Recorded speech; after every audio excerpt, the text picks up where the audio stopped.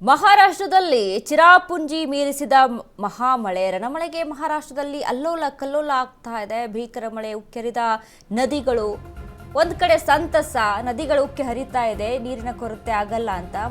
ಮತ್ತೊಂದು ಕಡೆ ಅಲ್ಲೋಲ ಕಲ್ಲೋಲ ಆಗ್ತಾ ಇದೆ ಭೀಕರ ಮಳೆಗೆ. ರಣಮಳೆಗೆ ಮಹಾರಾಷ್ಟ್ರದಲ್ಲಿ ಅಲ್ಲೋಲ ಕಲ್ಲೋಲ.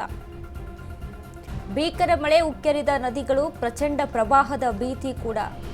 ಪ್ರವಾಹ ಎದುರಾಗ್ಬಿಡುತ್ತೇನೋ ಅಂತ ಚಿರಾಪುಂಜಿ ಮೀರಿಸಿದಂತ ಮಹಾರಾಷ್ಟ್ರದ ತಮ್ಹಿನಿ ಘಾಟ್ನಲ್ಲಿ 72 ಗಂಟೆಗಳಲ್ಲಿ 1635 ಮಿಲಿಮೀಟರ್ ಮಳೆ. ಇಂದು ಒಂದೇ ದಿನ ತಮ್ಹಿನಿ ಘಾಟ್ನಲ್ಲಿ 525 ಮಿಲಿಮೀಟರ್ ಮಳೆ.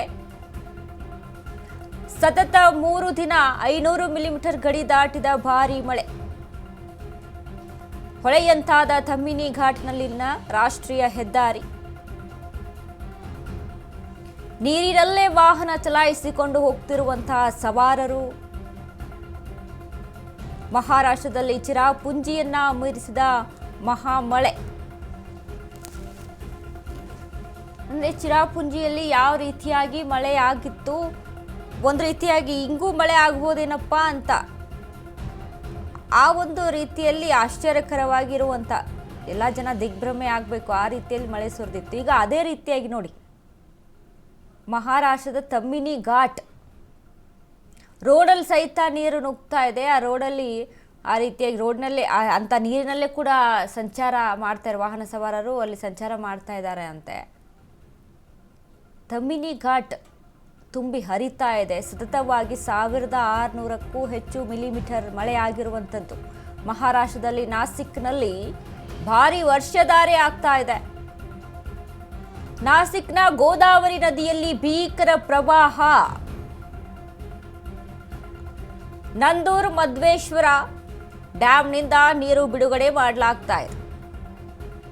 ಮತ್ತಷ್ಟು ಏರಿಕೆಯಾಗಿದೆ ಗೋದಾವರಿ ನದಿ ಪ್ರವಾಹ.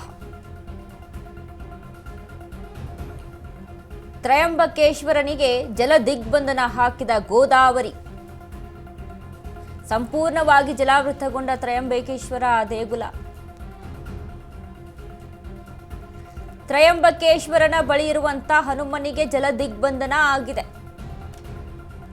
ನಾಸಿಕ್ ಮತ್ತು ತ್ರಯಂಬಕೇಶ್ವರಕ್ಕೆ ಮೇಘ ಸ್ಫೋಟದ ಎಚ್ಚರಿಕೆಯನ್ನ ನೀಡಲಾಗಿದೆ. ಎಚ್ಚರಿಕೆ ಬೆನ್ನಲ್ಲೇ ತ್ರಯಂಬಕೇಶ್ವರ ದೇವಸ್ಥಾನ ಕ್ಲೋಸ್ ಮಾಡಲಾಗಿದೆ. ಸುರಕ್ಷತಾ ಕ್ರಮಗಳನ್ನು ತೆಗೆದುಕೊಂಡಿರುವ ಅಧಿಕಾರಿಗಳು.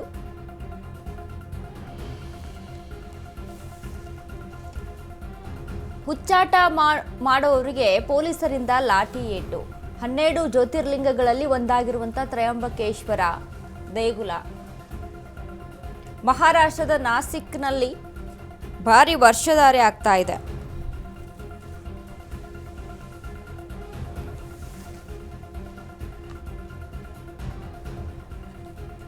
ನಂದೂರ್ ಮಧ್ವೇಶ್ವರ ಡ್ಯಾಂನಿಂದ ನೀರು ಬಿಡುಗಡೆ ಮಾಡಲಾಗಿದೆ. ಗೋದಾವರಿಯಲ್ಲಿ ಒಳಹರಿವು ಕೂಡ ಹೆಚ್ಚಾಗ್ತಾ ಇದೆ. ಪ್ರವಾಹದ ಭೀತಿ ಕೂಡ ಎದುರಾಗಿರುವಂಥದ್ದು.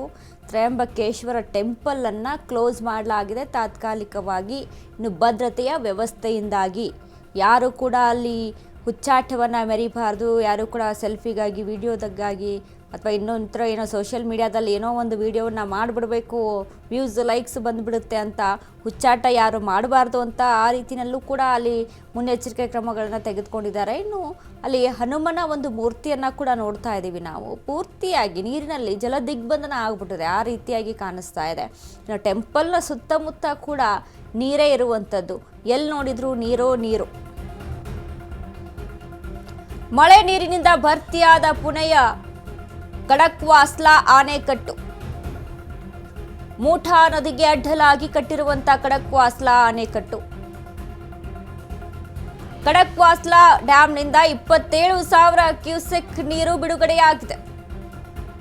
ಖಡಕ್ವಾಸ್ಲಾ ಡ್ಯಾಂ ನೀರು ಉಜಾನಿ ಆಣೆಕಟ್ಟನ್ನ ಸೇರಲಿದೆ. ಒಂದೇ ನದಿಯ ಜಲಾನಯನ ಪ್ರದೇಶದಲ್ಲಿದೆ 2 ಡ್ಯಾಂಗಳು. ಉಜಾನಿ ಡ್ಯಾಂ ತುಂಬುವುದನ್ನ ಎದುರು ನೋಡ್ತಿರುವಂತಹ ಸೊಲ್ಲಾಪುರ ರೈತರ ಕೃಷಿಗೆ ಜೀವನಾಡಿಯಾಗಿರುವಂತಹ ಉಜಾನಿ ಡ್ಯಾಂ ಮಳೆ ನೀರಿನಿಂದ ಭರ್ತಿಯಾದ ಪುಣೆಯ ಖಡಕ್ವಾಸ್ಲಾ ಅಣೆಕಟ್ಟು. ಮೂಠಾ ನದಿಗೆ ಅಡ್ಡಲಾಗಿ ಕಟ್ಟಿರುವಂತ ಖಡಕ್ವಾಸ್ಲಾ ಅಣೆಕಟ್ಟು. ಖಡಕ್ವಾಸ್ಲಾ ಡ್ಯಾಂನಿಂದ 27,000 ಕ್ಯೂಸೆಕ್ ನೀರು ಬಿಡುಗಡೆ ಮಾಡಲಾಗಿದೆ. ಉಜಾನೆ ಅಣೆಕಟ್ಟನ್ನ ಸೇರಲಿದೆ ಖಡಕ್ವಾಸ್ಲಾ ಡ್ಯಾಂನ ನೀರು. ಉಜಾನೆ ಅಣೆಕಟ್ಟನ್ನ ನಂಬಿಕೊಂಡು ಸೊಲ್ಲಾಪುರದ ರೈತರು ಅಲ್ಲಿ ಅವಲಂಬಿತರಾಗಿದ್ದಾರೆ. ಇದೀಗ ರೈತರು ಖುಷಿಯಾಗಿ ಕೃಷಿಯನ್ನ ಮಾಡಬಹುದು. ಉಜಾನಿ ಡ್ಯಾಮ್ ತುಂಬೋದನ್ನ ಎದುರು ನೋಡ್ತಾ ಇದ್ದಾರೆ. ಯಾವಾಗ ಡ್ಯಾಮ್ ತುಂಬುತ್ತೋ ನಮಗೆ ಕೃಷಿ ಚಟುವಟಿಕೆಗಳನ್ನು ಆರಂಭಿಸೋದಕ್ಕೆ ಯಾವಾಗ ನೀರು ಸಿಗುತ್ತೋ ಅಂತ. ಇದೀಗ ಸೊಲ್ಲಾಪುರ ನೋಡಿ, ಸೊಲ್ಲಾಪುರ ಸುತ್ತಮುತ್ತ ಏನು ಕೃಷಿ ಮಾಡ್ತಾ ಇರ್ತಾರೆ ರೈತರಿಗೂ ಕೂಡ ಈ ಉಜಾನಿ ಡ್ಯಾಮ್ ಅಲ್ಲಿ ಸಂಪರ್ಕ ಆಗಿದೆ. ಉಜಾನಿ ಡ್ಯಾಮ್ ಇಂದ ನೀರು ಕೃಷಿಗೆ ಅಲ್ಲಿ ಬಳಕೆ ಆಗುತ್ತೆ.